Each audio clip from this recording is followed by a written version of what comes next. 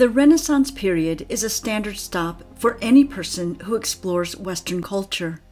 The Renaissance, or the Age of Enlightenment, is a period in European history that encompasses over 300 years of radical changes in European social, cultural, political, and religious landscapes.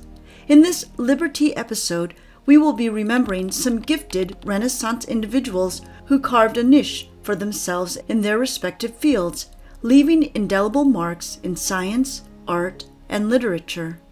Lorenzo de' Medici was a successful banker and statesman who hailed from one of the wealthiest families in Europe. During the Renaissance, the Medici family was the de facto rulers of Florence, and wanting to establish Florence as the center of art and culture in the Italian peninsula, the Medicis invested heavily in extravagant architectural and artistic projects. Artists who lived during the Renaissance period relied heavily on patrons to survive and realize their dreams. While Lorenzo did not commission many works of art, he helped to connect many artists with wealthy patrons. Some famous artists who benefited from his patronage included Leonardo da Vinci, SANDRO Botticelli, and Buonarroti Michelangelo. Apart from being an adroit banker, diplomat, and patron of the arts, Lorenzo de' Medici championed the advancement of humanism via his circle of philosophers and scholars. Leonardo da Vinci was a supremely talented scientist, painter, sculptor, inventor, and polymath. To date, da Vinci is considered one of the greatest minds in human history.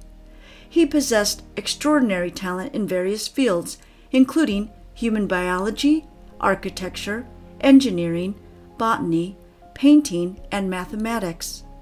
In art, he furnished the world with several famous paintings, including the Mona Lisa, the Vitruvian Man, and the Last Supper. As an innovator, da Vinci created working precursors of tanks, diving suits, and robots. Additionally, he created the first designs of the submarine.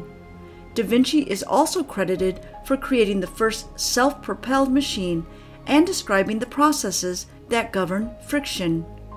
Michelangelo is another man whose endeavors reflected the spirit of the Renaissance period.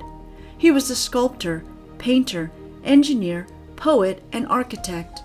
One of his most celebrated works is undoubtedly St. Peter's Basilica, which is the most distinguished architectural work of the Renaissance period. Additionally, his sculptures of David and frescoes on the ceiling of the Sistine Chapel are equally breathtaking.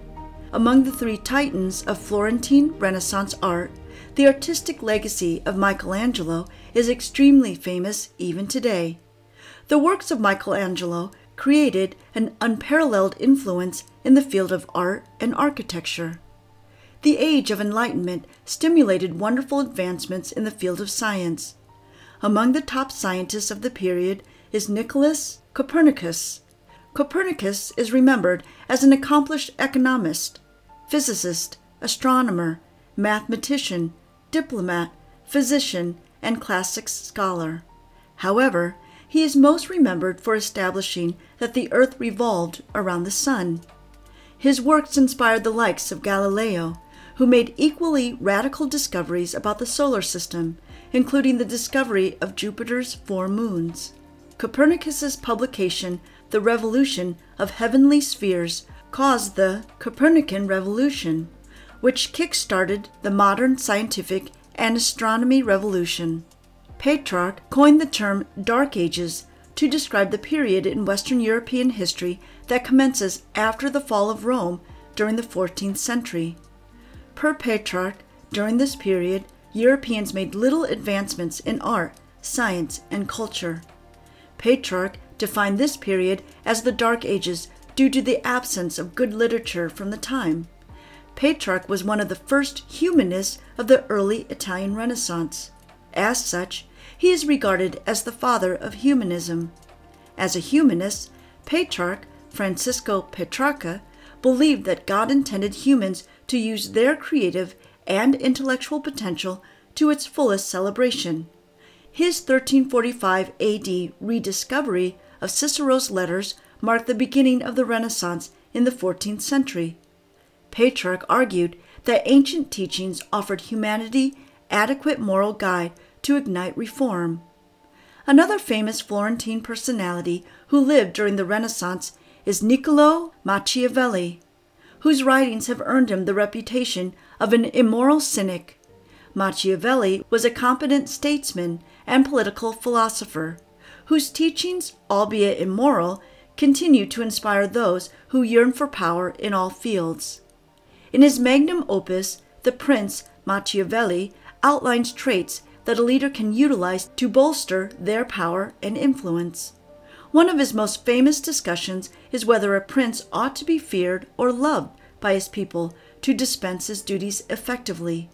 Machiavelli advises that a prince must be shrewd, calculating, and brutal when necessary. In Machiavelli's world, the end justifies the means. While visual arts appeared to have dominated the Italian Renaissance period, the English Renaissance was dominated by music and literature. One of the prominent personalities of the English Renaissance is a playwright, par excellence, William Shakespeare. Shakespeare is one of the first English playwrights to introduce the ideals of the Renaissance movement to the theater. Some of Shakespeare's greatest works include, but are not limited to, The Merchant of Venice, Othello, Macbeth, Richard II, and Julius Caesar.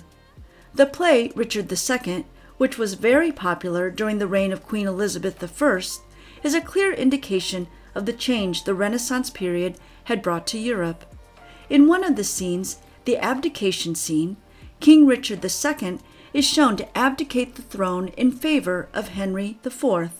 If Shakespeare would have staged that play during the reign of previous monarchs, say during the reign of Elizabeth's father, Henry VIII, he would have definitely lost his head.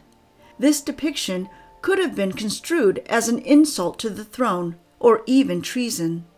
As one of the greatest playwrights of the Renaissance, Shakespeare produced works that continue to entertain millions of people across the world. Thank you for listening to this episode of Liber-Tea. We hope you have enjoyed and learned something new about famous personalities of the Renaissance period. Like, share, and subscribe to Liber-Tea for more interesting discussions. Feel free to comment and tell us what other interesting historical events you may want us to discuss.